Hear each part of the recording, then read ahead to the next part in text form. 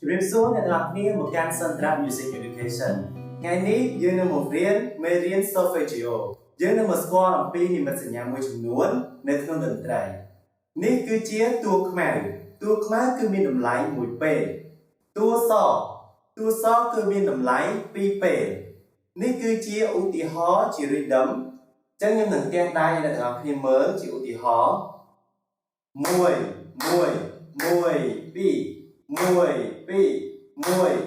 1 បន្តមកទៀត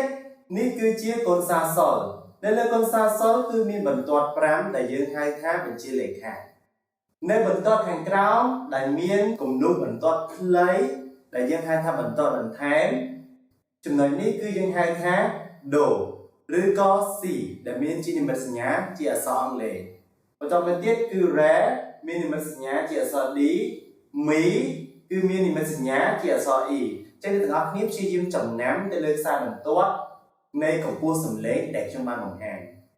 តោះឥឡូវនេះយើងមកច្រៀង Solfeggio ទាំងអស់គ្នាឥឡូវនេះអ្នកទាំងអស់គ្នាព្យាយាមស្ដាប់ឬជាធ្វើតាមខ្ញុំ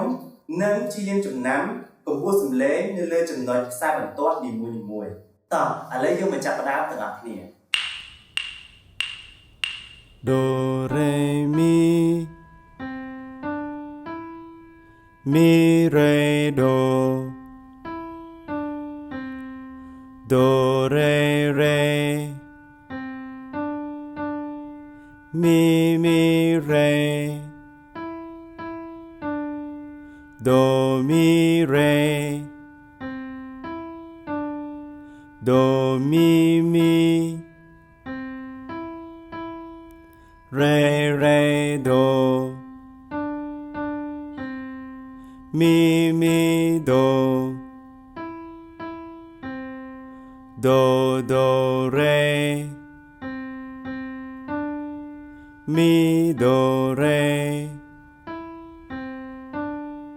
re mi do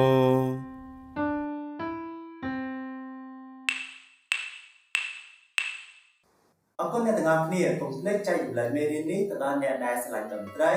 ដូចជាស្រឡាញ់ការច្រៀងផងហើយកុំភ្លេចជួយ Subscribe Channel YouTube របស់ខ្ញុំអ្នកមួយផងជួបគ្នានៅវីដេអូក្រោយបាយបាយ